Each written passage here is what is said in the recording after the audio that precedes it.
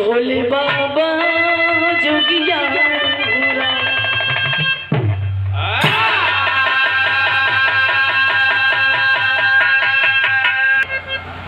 भैया चाय पिला दे कहना बा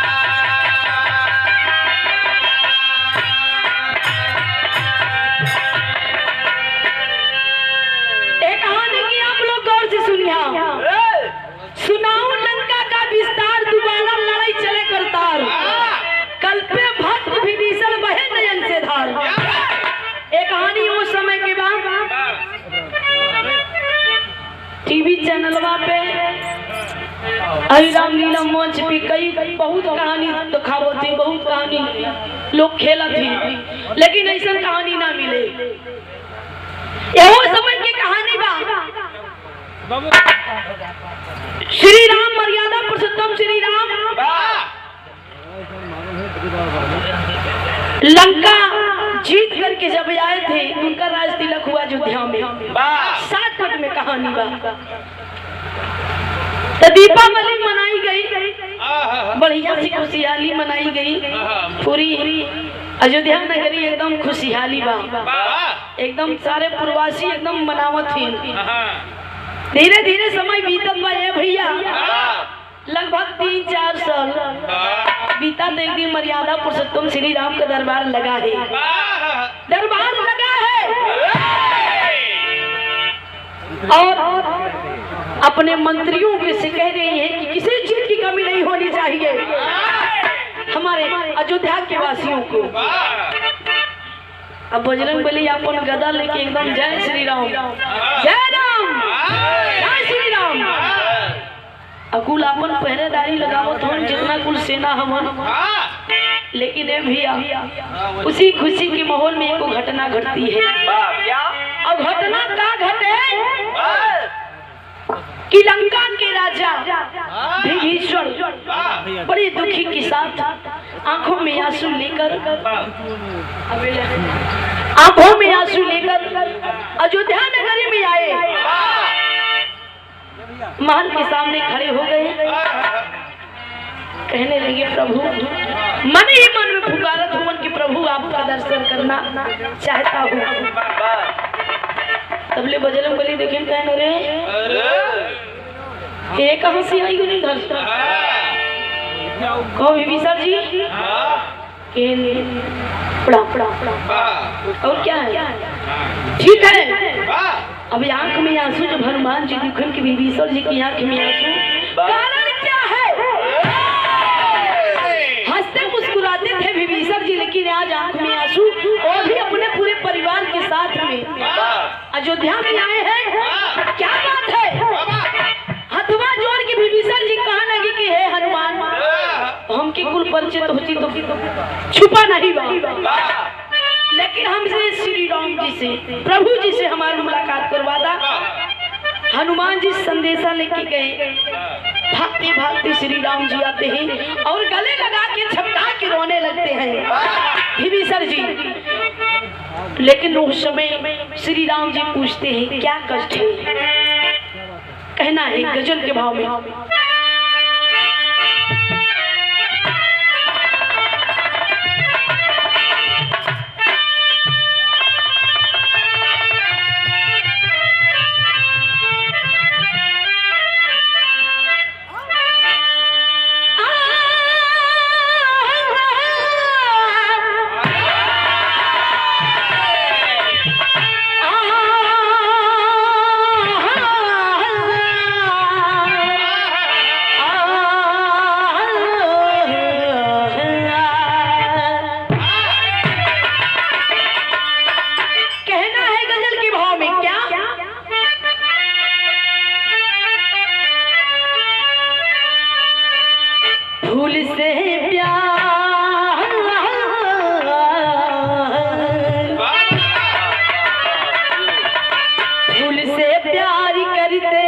सभी हैं, फूल से प्यार करते सभी हैं, प्यार काटे सिकलते नहीं है।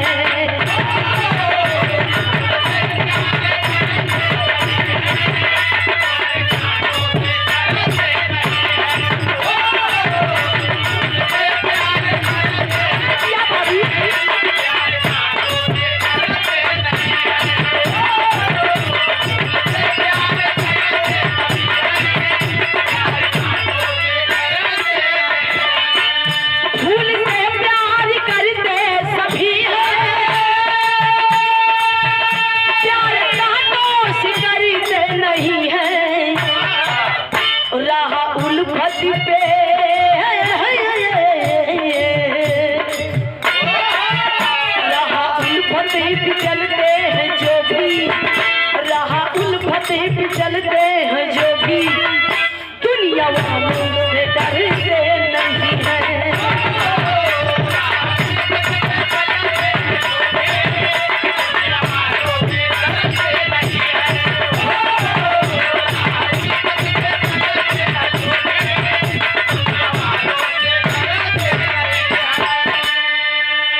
लेकिन नहीं बहुत कहना है, कौन करिएगा? श्री राम पूछते हैं क्या कष्ट है बताइए, आपके आंखों में आंसू कैसे आया? क्यों बिलखते हो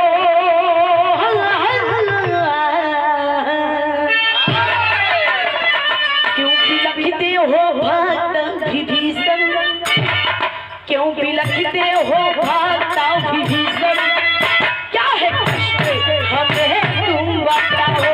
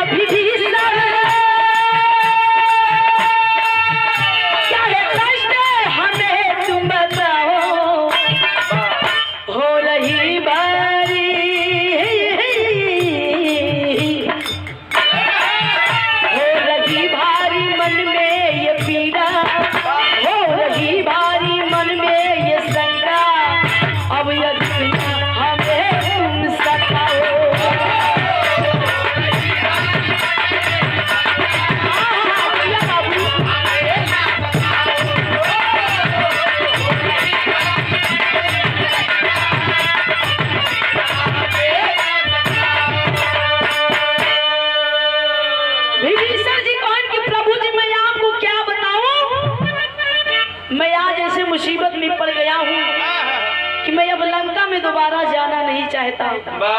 श्री राम जी कहने ले रे कौन सरवाया ये रे को काहे बिना कोई नहीं, ऐसा कुछ कारण बा कि मैं अब लंका में दोबारा नहीं जाऊंगा। लंका में एक ऐसा वीर आया है कि जो मेरी क्या आप सबका नाम लेके दहाड़ रहा है। कौन है वो? तेरी के भाव में कहा ना बम कैसे मर साहब?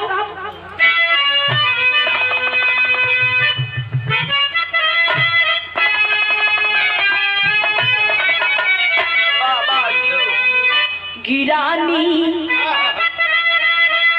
आई मोरी नगरी,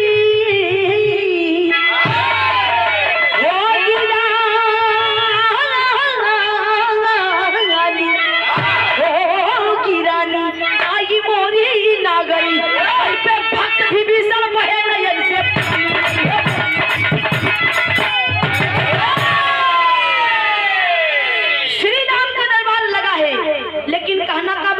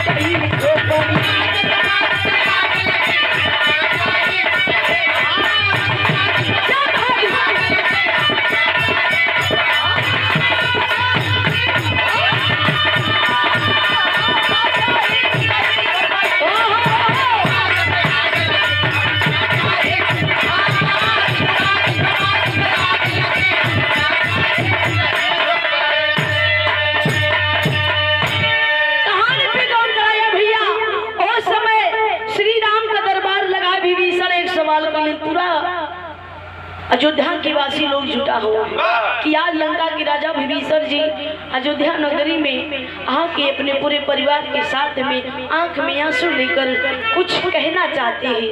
यही कहते हैं कि अब मैं लंका में नहीं जाऊंगा। श्री राम जी कहने लगे कारण क्या है बताइए, क्यों नहीं आप जाएंगे? कहने लगे लंका में एक ऐसा वीर है जो कि हमको क्या, मैं तो अपना बीवी बच्चों के साथ भगा भी हूँ और आपका भी नाम लेकर पुकार रहा है। कौन है वो? कौन? मैं बाद में बताऊंगा, लेकिन मैं आपसे निवेदन करना चाहता हूँ कि प्रभु आप अपने महल के सामने एक टूटी झोपड़ी बनवा दीजिए, मैं यहीं पर गुजारा कर लूंगा, लेकिन मैं अब लंका में नहीं जाऊंगा। नहीं जाओगे? कौन है बताओ? कौन वीर है? क्या रावण से भी ज्यादा वीर है वो? विभीषण जी को प्रभु ऐसा नहीं समझा। बतावा थी कौने खानदान से बाबू शख्स का?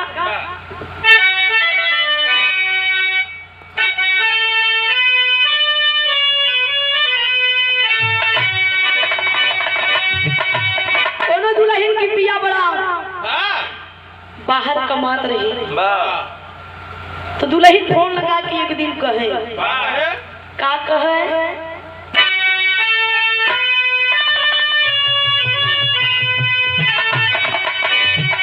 अरे चढ़ाली जवानी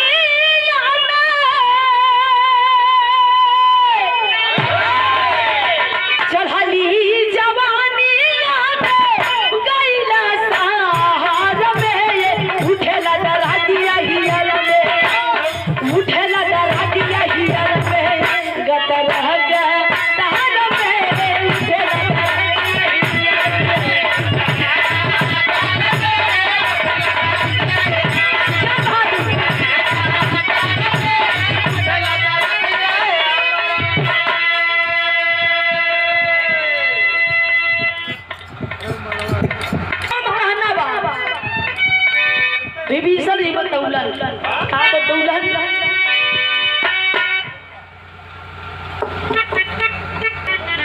परम आदरणीय परम श्रद्धेय सुंदर हरदुआ की धरती से, लेकिन बतावा थी का बतावा थी कौन करिया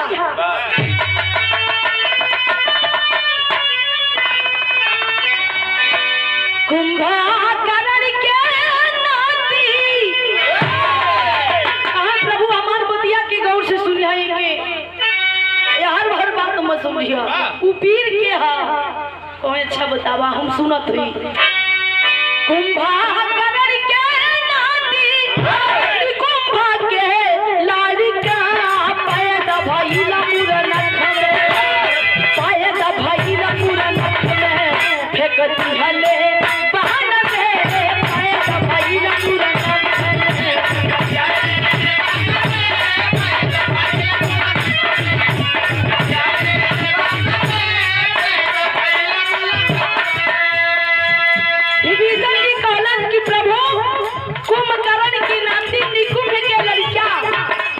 पैदा हुआ था मूरे में लड़कियां पैदा होती,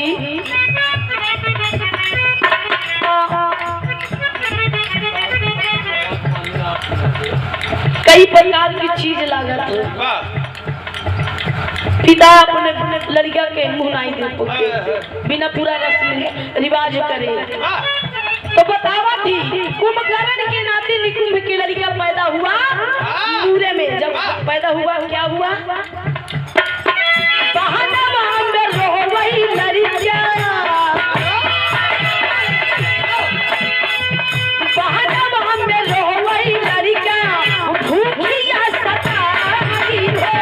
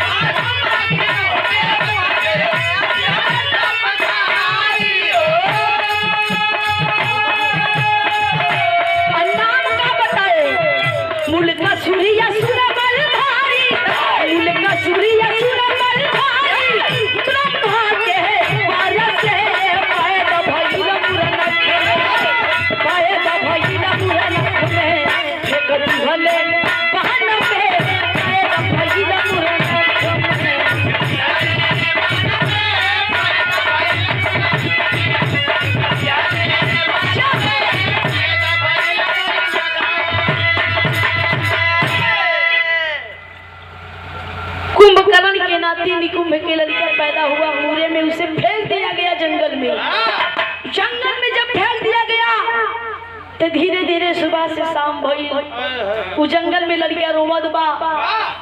विभीषण जी बता रहे श्री राम से कि उस जंगल में जब लड़का रो रहा था तो उसी जंगल में एक पेड़ पर मधुमक्खी छत लगाई थी।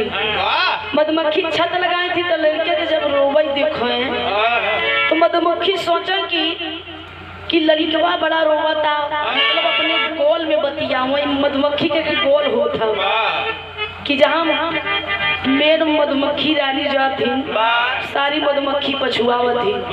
तो गोले में विचार होत बा कि देखा रही सुबह से लड़कियां रोवत बा, न के माई के पता है न बाबू के पता है के कई लड़कियां हाँ ही ए भैया बड़ा भूखा प्यासा रोवाता, मधुमक्खियों से देखा नहीं गया उसको रोता हुआ। तो मधुमक्खियों ने वही अपना शहद लाकर उसको टपका कर उसको खिला पिलाकर आज धीरे धीरे उसको सेवा पालन करती है। जब मधुमक्खियों ने सेवा पालन करती है तो लगभग कुंभकर्ण की नाती निकुंभ के लड़का जो पैदा हुआ था उसका नाम था मुल्कासुर। अब मुल्कासुर समझ ला सब मुड़े का था। पैदा कहाँ भरा हो बड़ी जगह ले वो सरोवर। विधाता ने जो रचा, जो विधाता ने लिख दिया है कागज के पन्ने पर उस सब मुड़े ना तुम सब मुड़ कहो जन्म ली है उस सब मुड़े का था। मुल्कासुर धीरे धीरे जब सयान भइल तो ब्रह्मा जी का तपस्या करे लगा। इतनी बात जब विभीषण श्री राम से बताया, श्री राम आओ न देखें कि अब मैं फिर चलता हूँ लंका में, दोबारा चलूंगा इस समय पूरे दमदारी के साथ चलूंगा। और उस समय जब लंका में मैं गया था तो मैं गया था, मेरा छोटा भाई लक्ष्मण गया था, पूरी बांद्री सेना गई मेरा साथ दी थी। इस बार जब मैं लंका में चलूंगा तो मेरे साथ मेरे तीनों भाई रहेंगे, अब हमारी पूरी बांद्री सेना रहेगी। तैयारी करो, ऐलान कर दिया मर्यादा पुरुषोत्तम श्री राम, चढ़ाई करो लंका पर। पूरी एकदम सेना तैनात हो गई, हर हर महादेव बोलकर पुष्पक विमान पे बैठे भैया लंका में जाने के लिए तैयार हुए। तैयार जो है सीता रानी उर्मिला मांडवी सुकृति चारों जनी का और आपस में विचार करते हैं कि ये दीदी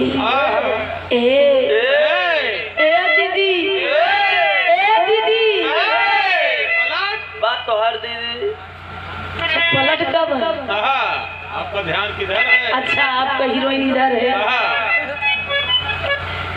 कहाँ यार दीदी जात हो, लेकिन मालूम बा उस सब मुड़े का कहा रावण 10 मुड़े का अब मार पई है उपार पई है, सीता कहे सब हो जाई। तू उर्मिला सीता से को बात कहे का कहे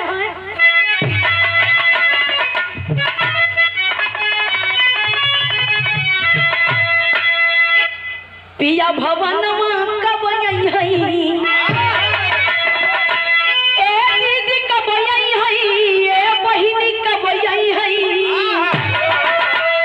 काहे दीदी सुनत रो कि कब आई हई, पिया भवन कब आई हई, अरे कल पे चारौनारी अंगनावा पिया भवन कब आई हई।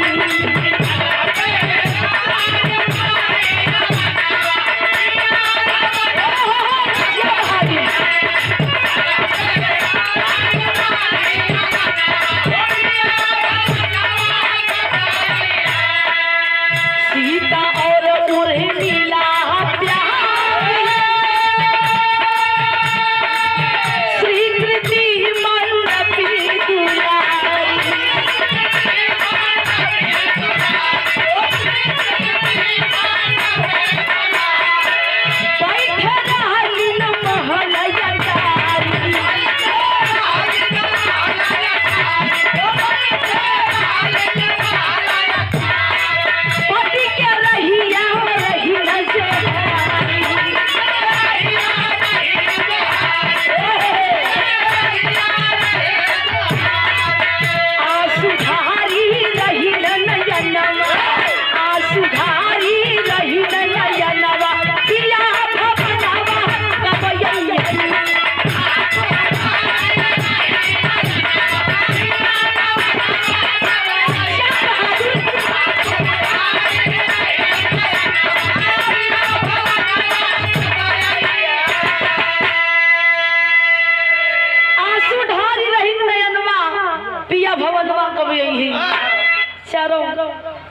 जने आपस में बतियात हुए नहर दिखा लंका पे पहुंच गए और वहां मुल्कासुर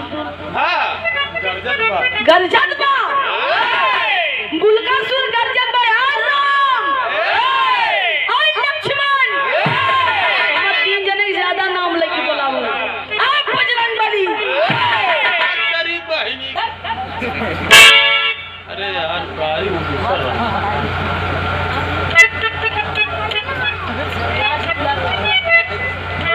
और ये पंखुड़ियों में गुथा हुआ पुष्पा बोलावा और राम के है बनने की बोलावा है।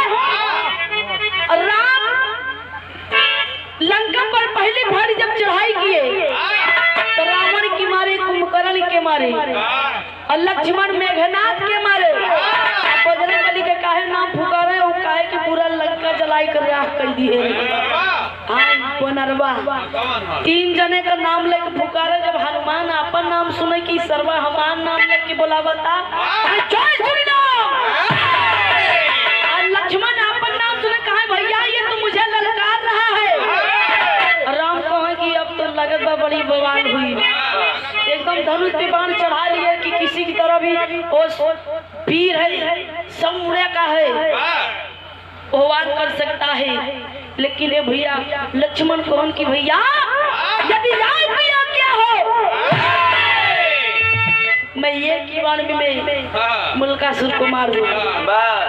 राम कहे कि ना ना लक्ष्मण ऐसा कोनो काम मत की हो सूझबूझ के काम की हो जोश में होश नहीं खोना चाहिए सुबुद्धि से काम लेना चाहिए।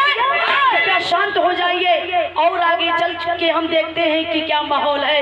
जब और आगे गए एकदम मुल्कासुर भैया एकदम लंबा के तलंगा के सौरे का मर्दहारत बा एकदम दहारत बा। अब यहाँ चारों भैया भरत शत्रुघ्न राम लक्ष्मण पूरा एक कैसे बाण धनुष पे बाण चलाए हुए तैनात है।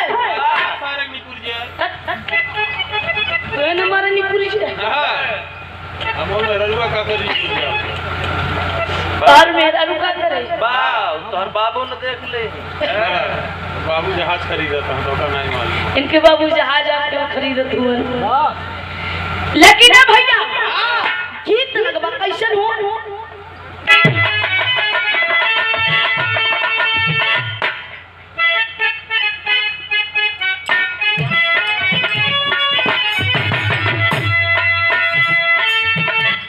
बड़ी पुरानी गीत बा। पुरान के तो बहुत दम होता है। हाँ जैसे कहते नहीं कि पुरान चीज सब दिन नवा चीज नौ दिन। पुरान चीज के मतलब जैसे पुरान चाउर हो गया पुरान दाल हो गया पुरान गुड़ हो गया पुरान दारू जैसे पुरान दारू हो गया बहुत चढ़ा पुरान मेहरारू होगी बता रहे हैं कि पुरान मेहरा पहले जमाना का बात था कि पुरनिया लोग पहले जमाना में पुरनिया लोग महुआ चना भेज हुई खावे तब पुरनिया तब 20 लड़कियां पैदा होत रहे। अच्छा तो हर बाबू तो के अकेले का है पैदा की नए जमाने में रहे इनके बाबू ने लेकिन तोहर आजा तो पुराने जमाना में तोहरे बाबू का अकेले 35-40 चाहे तो मेरे परिवार तब तोहरे यहाँ वोटर ज्यादा है नहीं अब का चला महुआ चना खाए के एकदम तब हड्डी पुरान है मार दे तो नहीं पूरी जा गया हम चाहते तो पियर की माटी फेंक दे हैं।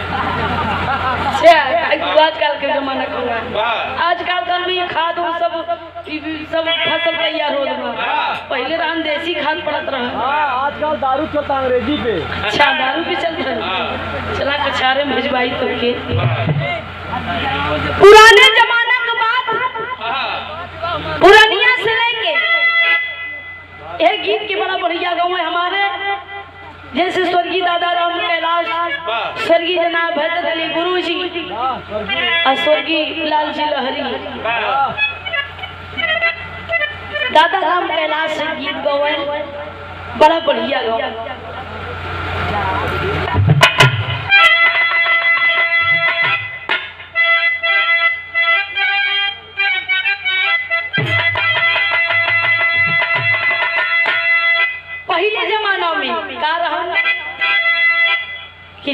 आदमी काम कोई किया हमें दोपहर की बेला में तो मेहरारू खाना परोसे अचारा से हाँक जब मन से दू खाए तो ऐसे हाँक बैठी रहे मन से दू हमार नहीं पहले जमाने में बात करो तो मान लो बुढ़िया जैसे बुढ़ऊ कोई अब बुढ़ऊ जैसे बुढ़िया दादा का वही बूढ़ा बुढ़ऊ के मना वही बूढ़ा बुढ़ऊ के मना वही अपने हाथ से खिलावे मनवा डोली डोली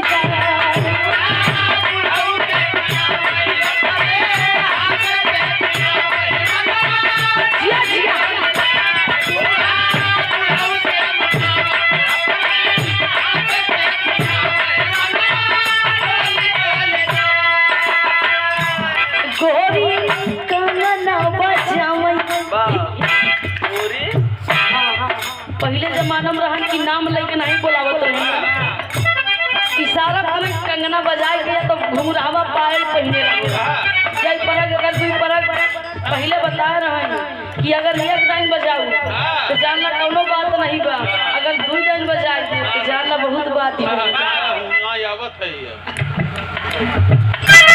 गोरी कंगना बजावई अपने राजा के बोलावई मनवा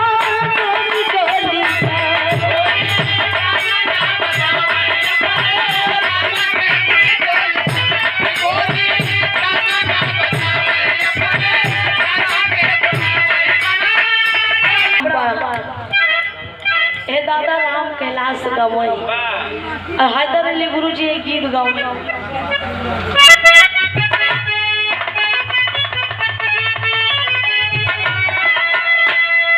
गईले ससुरारी अरे गईले ससुरारी गईले ससुरारी बन के दुल्हवा हम की गो कमाल कैसी है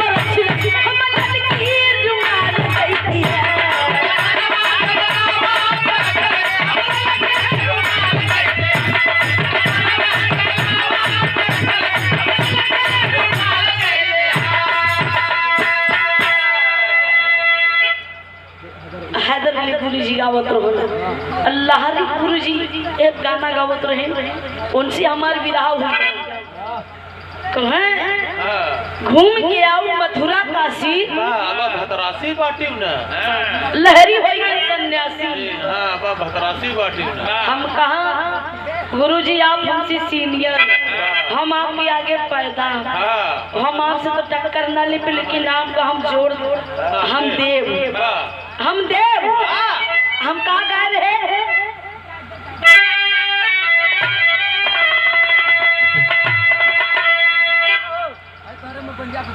अरे अबैला बंदा बाटना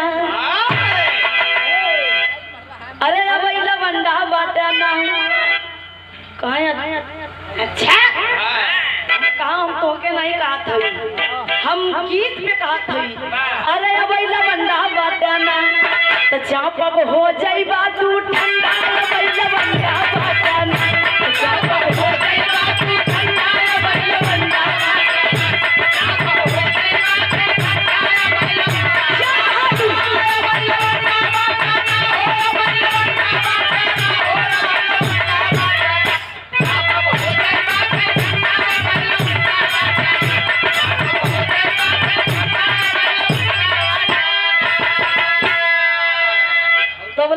मेहरारू जी कहन कि हम मान गए सोना सुहानी कि तू बिरहा गाय ले। हम कहाँ हमरे कहाँ सबूर बा, हम तो है नहीं कहा थे, हम अपने गीत पे कहा थे। ये गीत हम कहाँ से जोड़े, लव कुश का बात है। भगवान राम जब धनुष पे बाण चढ़ाए तो लव कुश से कहो कि अब लवंडा बाटा ना तो चापक हो जाएगा ठंडा, अब लवंडा बाटा। लेकिन कहना वकील पे आइए, बिरहा में गौर करिए।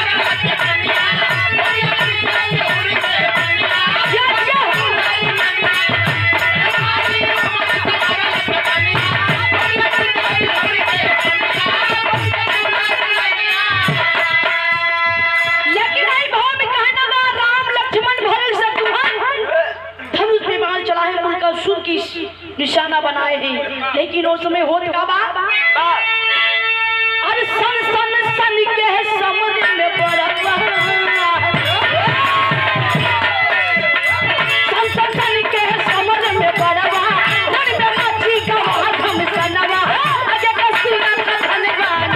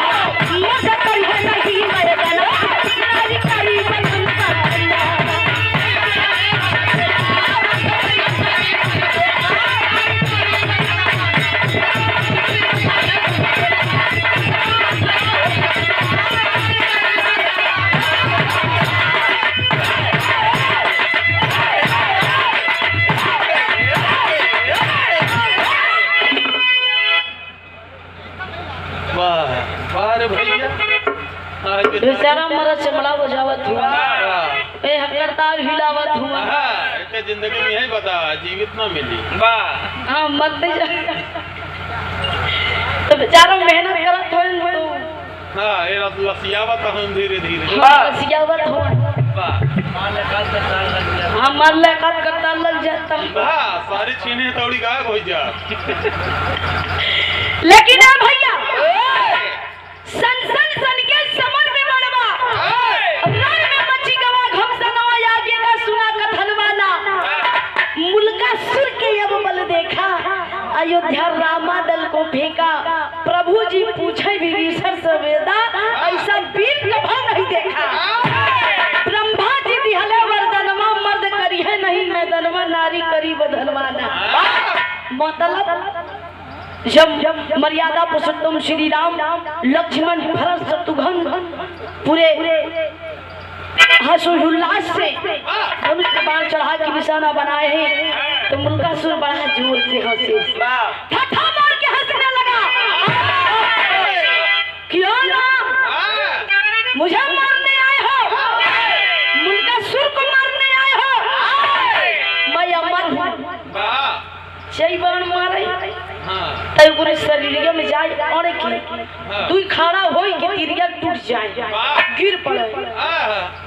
चारों भैया अजमाइन खो जितनी शक्ति रही कुल कुल न्यौछावर कर दे मारे, लेकिन मुल्कासुर पे टस नहीं पड़ा। सबसे पहले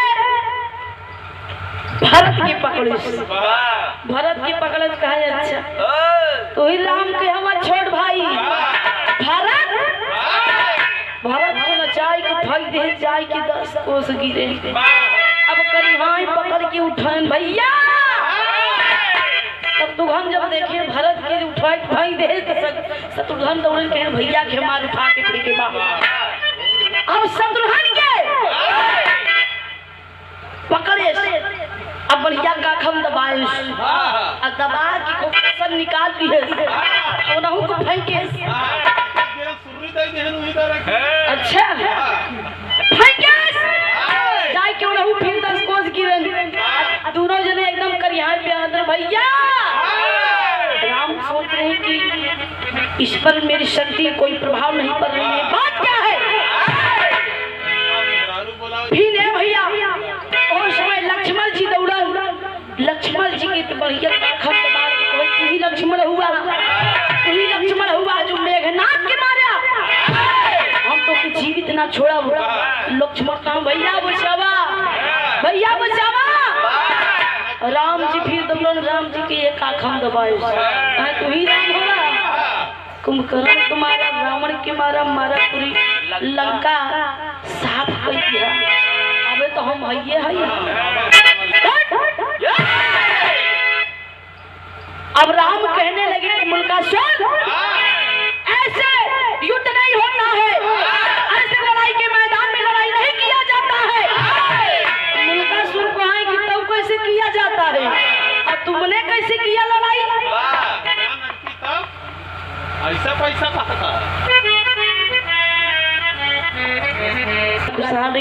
आपका भंडार हमेशा भरा रहे। और समय लक्ष्मण जी के नचा के फोके जाके एकदम 15-20 कोस आगे गिरो।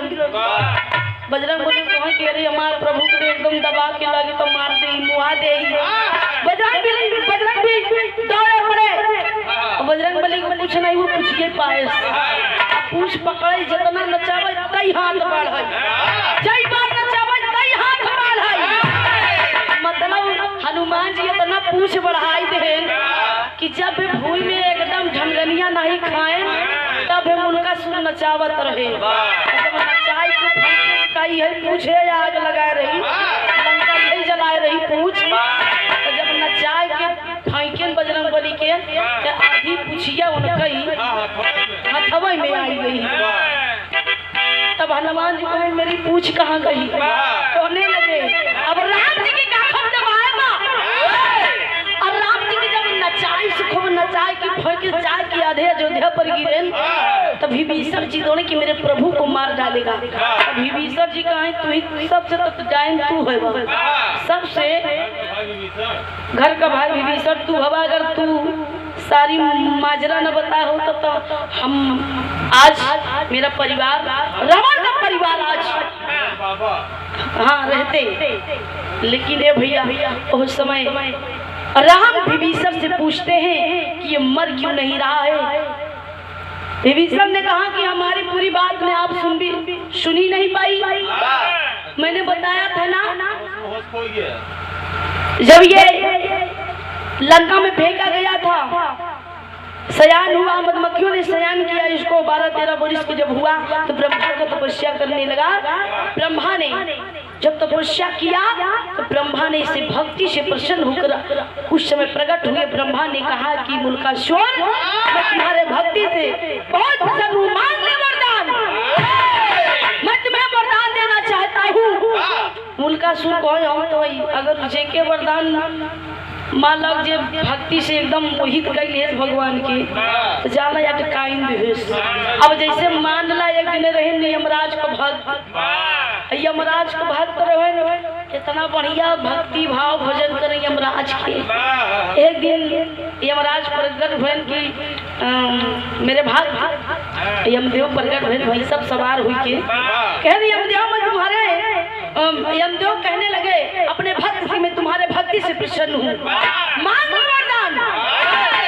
अब भक्त बड़ा होशियार है, कहीं आए तुम गया आज हम तो के वैसन जाल में फंसाई कि कब हम फंसा न होगा।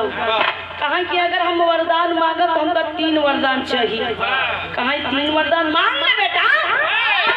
कहा पहला वरदान हमारी बात कि जौने भैंसा पे तू बैठा है वो भैंसा का जो सिंह बा जो ऐसे न खड़ी बा जुट कर नंबर एक। हाँ नंबर 1 वाला वाह वरदान, नंबर 1 वाला वरदान कि जौन भैंसा पे तू बैठा हा कि जौन सिंह तोरे भैंसा का ऐसन बा एक ऐसन चुट करा वाह तो यमदेव कहीं यो मस्त भैंसा के सिंह छूट गई। और कहीं दूसरा वरदान कि तू यही सिंह ही पे बैठा। यमदेव कहीं साला मुझको फंसा दिया, मैं सिंह पे बैठूंगा बचूंगा कि मरूंगा। कहा नहीं वरदान दिया तिरवाचा बनाए हुई, तिरवाचा बना के वरदान मांगा था। कहा नहीं सिंह ही पे बैठा। कहे अच्छा चलो मैं सिंह पे बैठ जाता हूँ। सिंह ही पे बैठ गया नियम दिए हुआ बड़ा कष्ट भा। कहीं तीसरा वरदान सबसे लास्ट वरदान कहें जल्दी मांगो जल्दी से मांगो मुझे बड़ा पीड़ा हो रहा है। और सिंह ही बैठा है बतावाला कहाँ उनका आराम मिली। कहीं जौन सिंहिया तू बैठा है जौन सिंहिया जुटाए है वही फैला अब यमदेव पे एकदम बड़ा खहराई लग बतावा साला मुझको फंसा दिया कि मैं ये सिंह फैलाऊंगा तो मैं बचूंगा कि मरूंगा। तो ऐसा मुल्कासुर वरदान ब्रह्मा से मांगे थे कि हमको ऐसा वरदान दो कि मर्द मुझे कोई नहीं मार सके, मर्द मुझे मैं किसी भी वीर पुरुष से लड़ूं मेरे मृत्यु ना हो। अब ब्रह्मा जी जब वरदान देंगे कि चलो मैं तुमको वरदान देता हूँ तो मृत्यु का कारण बताएं कि अगर तुम्हारी मृत्यु होगी तो एक औरत के हाथ होगी एक नारी के हाथ होगी। इतनी बात जब मर्यादा पुरुषोत्तम श्री राम सुने तो संदेशा लेकर बजरंगबली को अयोध्या नगरी में भेजे और सीता जी सारी बात जब सुनी तो आंख बबूला हो गए। आंख बबूला हो गए। गंगा नगरी में मेरे पति मेरे प्रभु श्री राम का अपमान हो रहा है। पूरा ब्रह्मांड अवाक है, पूरे देवी देवता भी अवाक है कि मुझे लगता है अब राम नहीं बचेंगे, सीता जी को जाना पड़ेगा। आग बबूला हो गई और वहीं पर अयोध्या नगरी से जब पूरी हाल सुनी तो काली चंडी का रूप लेकर आज लंका की ओर चलती है। हमारे सब आल्हा के भाम कहना बा कैसे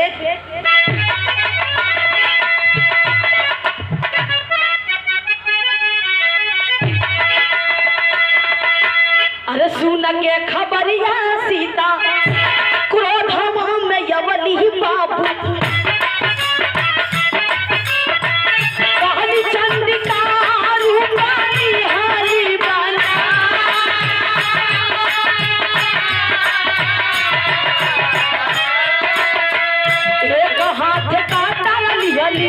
तू जनता लवरिया बाबू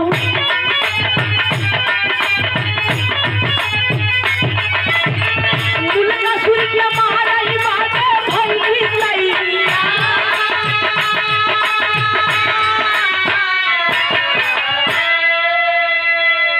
काली चंडी का रूप लेकर हाथ में खप्पर कटारी लेकर याश लंका की ओर चलती है मुल्कासुर को दहाड़ती हुई कि मुल्कासुर तुमने हमारे पति का अपमान किया है। उस समय जब लंका पर पहुंचती है काली चंडी का रूप लेकर तो उस समय मुल्कासुर 10 कदम पीछे हट जाता है। 10 कदम पीछे हट जाता है कि आज मेरी मृत्यु निश्चित है, आज मैं मारा जाऊंगा। लेकिन मुल्कासुर लड़ने से हटता नहीं है और उस समय हाथ में कटार खप्पर लेके एक एक गर्दन काटती गई। कहना बा कैसे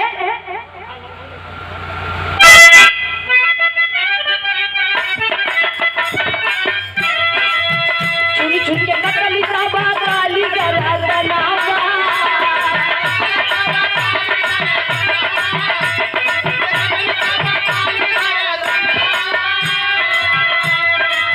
दुनिया में माछी गवा खूब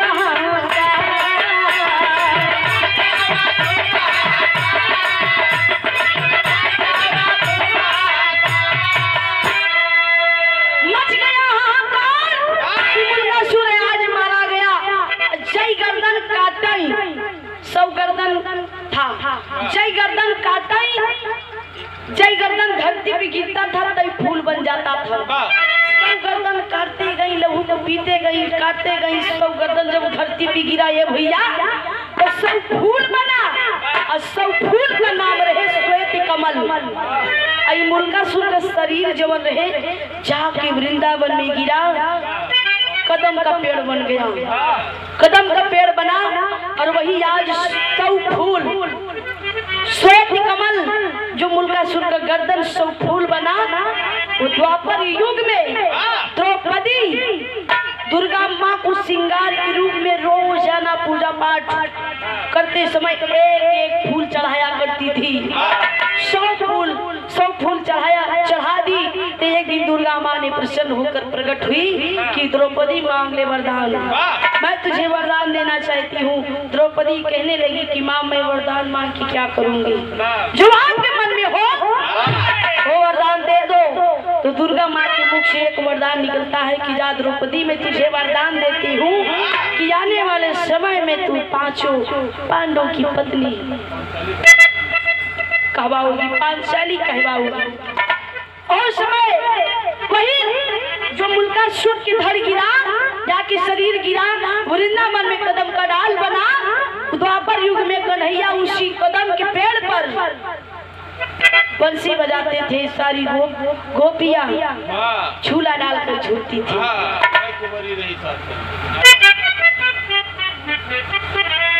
लेकिन कहना बात आखिरी भूमिका